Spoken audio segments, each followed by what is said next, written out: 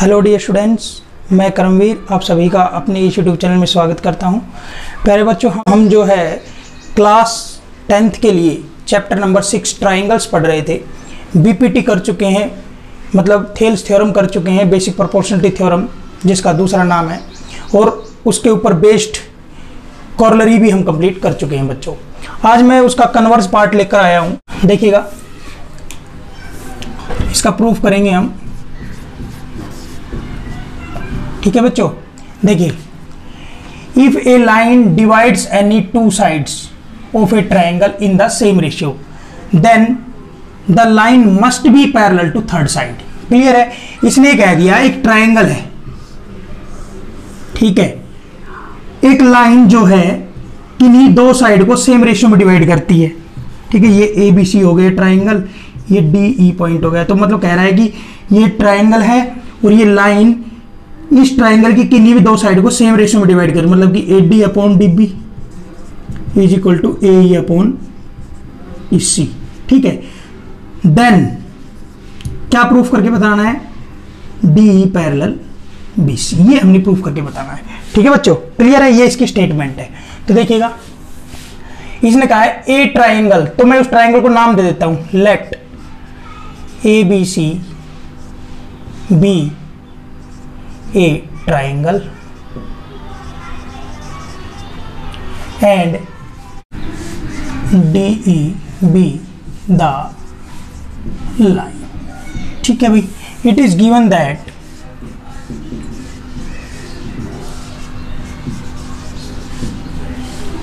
a line DE intersecting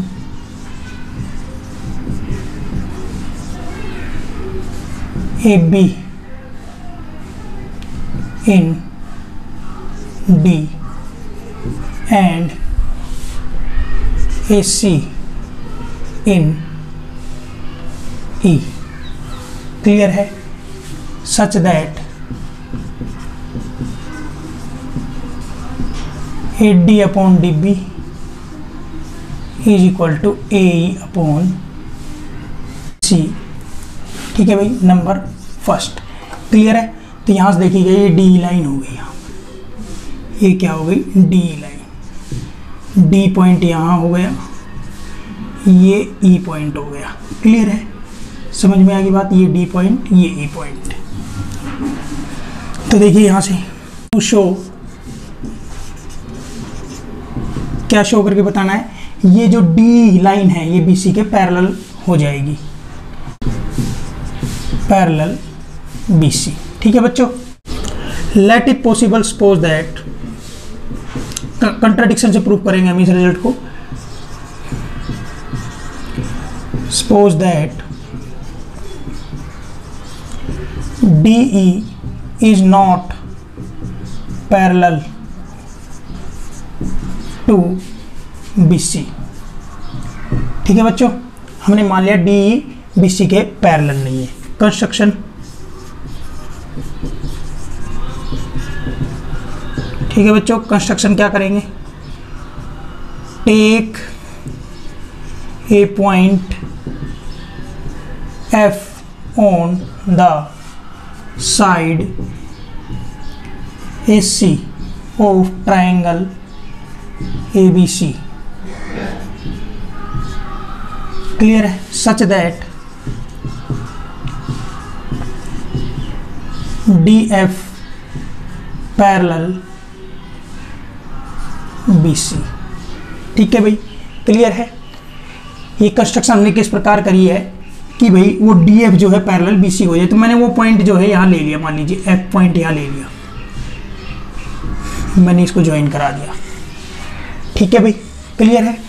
अब यहां से देखिएगा, now in triangle A B C we have DE DF parallel BC। ठीक है भाई, बाई कंस्ट्रक्शन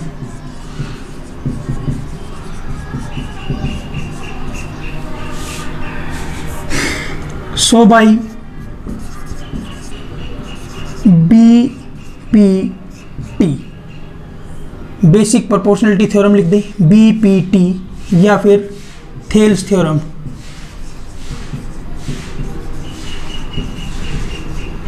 वी गेट क्या मिल जाएगा बच्चों?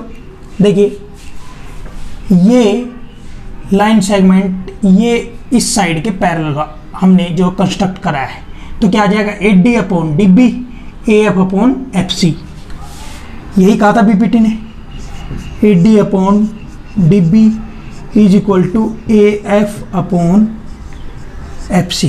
ठीक है बच्चों, क्लियर है? ये हमारा क्या हो गया? नंबर 2। अब देखिए इक्वेशन फर्स्ट में AD upon DB AE upon EC के बराबर दिया हुआ है, यहाँ AD upon DB AF upon FC के बराबर आ गया है। ठीक है भाई, from equation first and equation second we get, देखिए ये लेफ्ट हैंड साइड बराबर है दोनों में, इक्वेशन 1 और इक्वेशन सेकंड में, तो दोनों की राइट हैंड साइड बराबर हो जाएगी, तो क्या हो जाएगा? AE upon EC is equal to AF upon FC। ठीक है बच्चों, अब देखिए ऑन एडिंग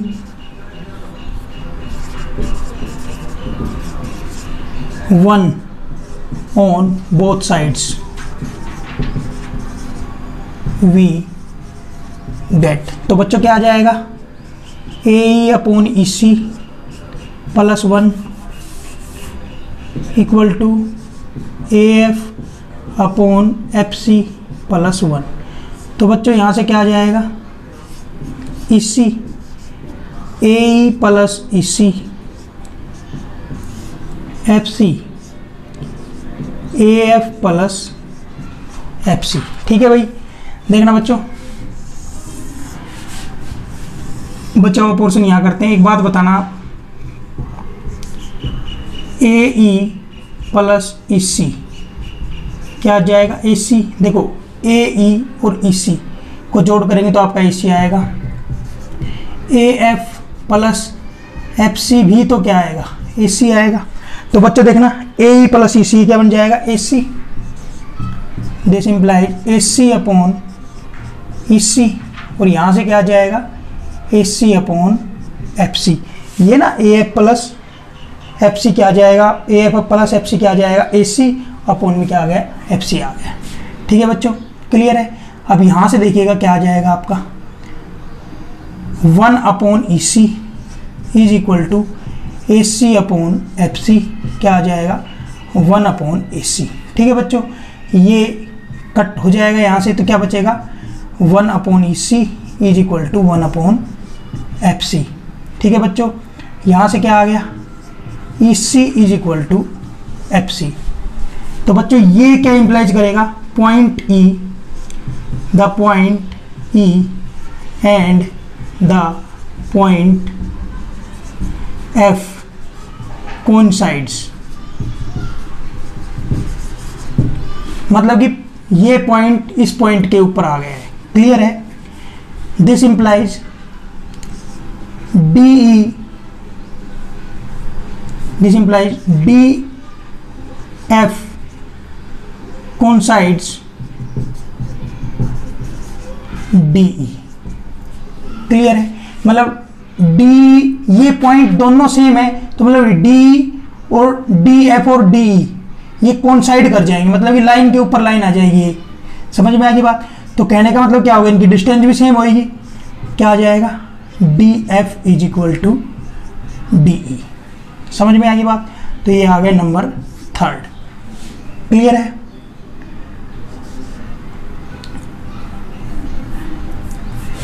क्लियर है? This is a contradiction, this is a contradiction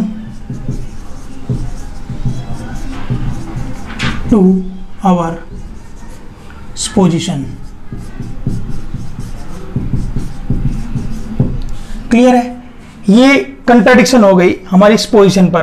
position हमने क्या करी थी?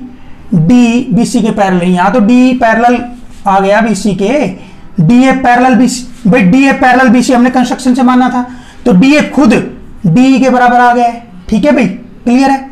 तो लिख दो as D A parallel B C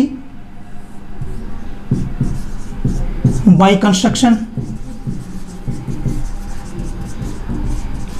ठीक है बच्चों, अब यहां क्या आ जाएगा, डी पैरेलल बी सी। ठीक है भाई, यूजिंग 3 हैंड्स प्रूव। क्लियर बच्चों? आई थिंक आपको यह थ्योरम अच्छे से समझ में आ गई होगी। जितनी इंपॉर्टेंस आपके बेसिक प्रोपोर्शनलिटी थ्योरम की है, उतनी ही इंपॉर्टेंस इस कन्वर्स पार्ट की है। ठीक है भाई, जितने times basic proportionality theorem paper में आ चुकी है, उतने ही टाइम्स ये थ्योरम भी पेपर में आ चुकी है। ठीक है भाई, जितनी इंपॉर्टेंट आपकी जो है बेसिक प्रोपोर्शनलिटी थ्योरम है, उतनी ही इंपॉर्टेंट उसका कन्वर्ज पार्ट है। आई थिंक डियर स्टूडेंट्स, आपको ये सारा कंसेप्ट अच्छे से समझ में आ गया होगा। ठीक है डियर स्टूडेंट्स, आज के लेक्चर में इतना ही, मिलते हैं अगले लेक्चर में। Till then bye bye.